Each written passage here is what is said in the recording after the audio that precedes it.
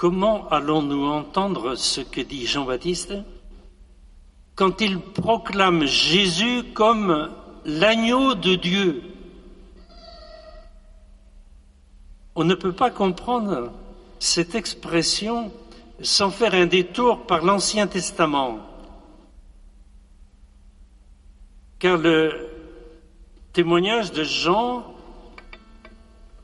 est de désigner Jésus comme l'agneau de Dieu, et pour lui, c'est sûrement très important, cette parole, mais parole pour nous assez mystérieuse. Quelqu'un qui entendrait cette expression pour la première fois est un peu intrigué. Qu'est-ce que ça veut dire? L'agneau de Dieu. Est-ce que ce n'est pas même humiliant d'être traité de mouton? Et cependant, cette image a des racines dans l'Ancien Testament. Dans l'Exode, d'abord, quand les Hébreux allaient sortir d'Égypte pour être libérés de l'esclavage,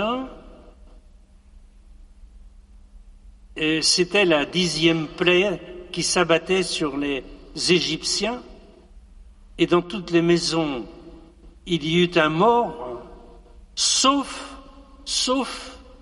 dans les maisons des Hébreux, qui était marqué par le sang de l'agneau pascal. Autrement dit, le sang de l'agneau dont on avait peint les portes protégeait de la mort. C'est le sang de l'agneau pascal qui sauve les Hébreux dans Exode chapitre 12. Voilà l'origine de l'expression agneau de Dieu. Et il y a un deuxième texte de l'Ancien Testament, c'est dans Isaïe chapitre 53. Un homme très saint se sacrifie pour que ses compatriotes soient sauvés. Voici le texte. Abandonné des hommes, homme de douleur, familier de la souffrance, méprisé, nous n'en faisions aucun cas.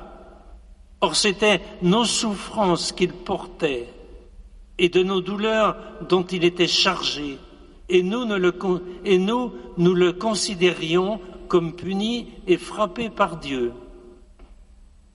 Il a été transpercé à cause de nos crimes, écrasé à cause de nos fautes. Le châtiment qui nous rend la paix est sur lui. Dans ses blessures, nous trouvons la guérison. Maltraité, humilié, il n'ouvrait pas la bouche. Comme l'agneau qui se laisse mener à l'abattoir. Devant ses tondeurs, il n'ouvre pas la bouche. Mon serviteur le juste justifiera les multitudes en s'accablant lui-même de leurs fautes. Isaïe 53. Donc, par son sang, l'agneau pascal sauve de la mort qui a frappé les Égyptiens, et par son humiliation et par sa mort, le serviteur souffrant obtient le salut de la multitude. Quand Jean-Baptiste dit que l'agneau de Dieu, c'est Jésus,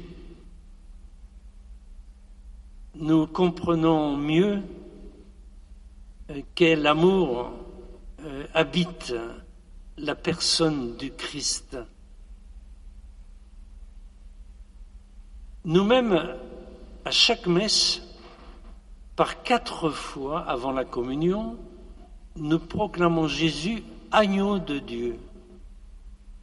Et nous communions à l'agneau pascal sous la forme du pain et du vin consacrés, car il n'y a plus maintenant, depuis la mort et la résurrection du Christ, aucun sacrifice sanglant.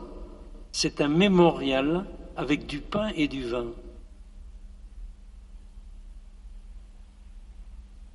Je reviens à cette image de l'agneau innocent, victime de la violence des hommes. Pour comprendre ça, demandons-nous en quoi consiste le péché du monde dont l'agneau nous délivre. Au singulier, le péché désigne toute forme de violence et son paroxysme, c'est le meurtre. Et cette violence meurtrière se pratique sous toutes sortes de formes, en tout domaine, social, économique, sexuel, harcèlement moral, harcèlement sexuel. Chaque fois qu'un être humain est réduit à l'état d'objet, objet de profit, objet de jouissance, on est dans cette logique du meurtre. En face des prédateurs de tout genre, l'agneau est la victime innocente, pauvre petit animal que l'on tond pour sa laine, que l'on égorge pour être mangé. Eh bien, le Christ a été comparé à cet agneau